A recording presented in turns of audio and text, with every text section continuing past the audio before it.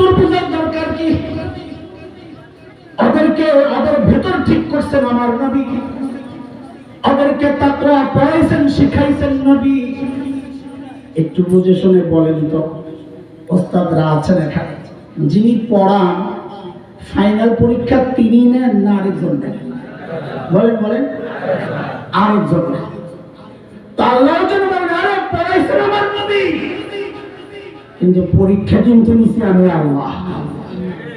সাহাবীদের অন্তরের পরীক্ষা কে নিছে?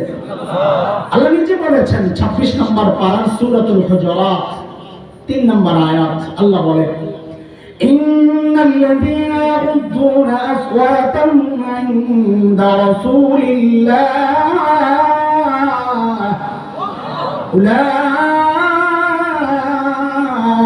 উলাইকাল্লাযীনা ইমতাহানাল্লাহু কুলুবাহুম লিত-তাকওয়া লাহুম মাগফিরাতুন ওয়া আজরুন আযীম।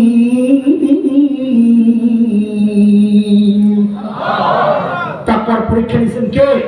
চিৎকার করে বলেন কে? নবীকে জিজ্ঞেস করলেন, ইয়া রাসূলুল্লাহ, যেই বর্বরদের পিছনে এত কাল মেহনত করলেন, ওই বর্বরদের নতুন পরিচয় বলেন। আল্লাহর নবী যেন বলে উঠলেন, রে আমার সাহাবীদেরকে তোরা বর্বর বলিস না, ওরা আর বর্বর নাই। তো বলে নতুন পরিচয়টা বলেন না। তো নবী বলেন, খায়রুল কুরুনি কারনি, ওরা বর্বর নাই, ওরা এখন মানব ইতিহাসের সর্বশ্রেষ্ঠ মানুষ হয়ে গেছে। চিৎকার করে বলেন না আল্লাহু আকবার। ছিল সবচাইতে খারাপ, এখন হয়ে গেছে সবচাইতে ভালো। আচ্ছা শোনেন, ওই যে প্যাকেট করে রাখা, তাহলে আপনাকে নিতে সহজ হবে, রাখতে সহজ হবে, বুঝতে সহজ হবে, পরে মানতে সহজ হবে। এই পর্যন্ত যা কথা বলেছি, সামনে আল্লাহ যা বলাবেন ইনশাআল্লাহ, মোট 6 কথার বয়ান। বলেন কয় কথা? ওই পাগড়িওয়ালারা যারা পাগড়ি নিতে আজকে ভালো করে মুখস্থ কর। কোন মাহফিলে যায় যদি দেখো যে বক্তা আসতে দেরি হইতেছে, কইবা আমার একটা ওয়াজ মুখস্থ আছে, একটু সুযোগ দিলে কইরা দেয়। বুঝে আসছে না?